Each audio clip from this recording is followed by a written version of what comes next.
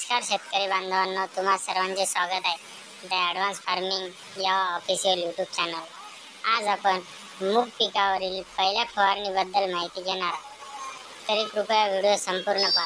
व्हिडिओला आवडल्यास व्हिडिओला लाईक करा आणि चॅनलला सबस्क्राईब करायला विसरू नका। तर एक नंबरला घ्यायचं आहे आपल्याला IIL कंपनीचं सोफिया म्हणजेच बुरशीनाशक।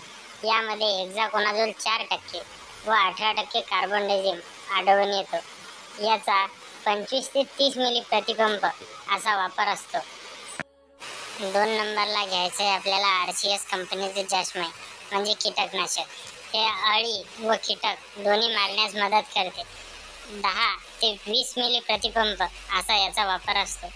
कमी अळी असल्यास 15 मिली प्रतिपंप व जास्त अळी आढळून आल्यास 20 मिली प्रतिपंप असा उपयोग करावा।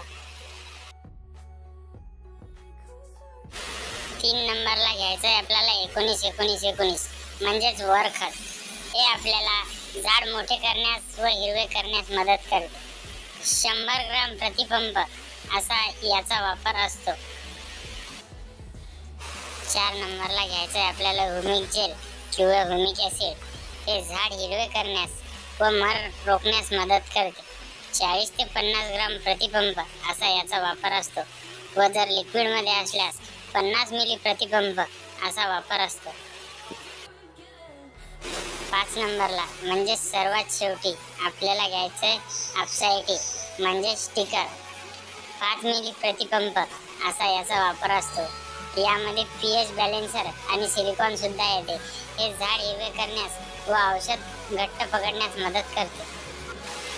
तर शेतकरी मित्रांनो, अधिक माहितीसाठी कास्तकार कृषी सेवा केंद्र, कारंजा रोड, शेलू बाजार, तालुका मंगरुळपीर, जिल्हा वाशिम येथे अवश्य भेट द्या। चला तर भेटूया पुढच्या व्हिडिओमध्ये।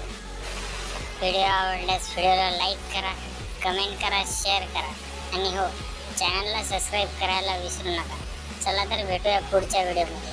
तोपर्यंत जय हिंद, जय महाराष्ट्र।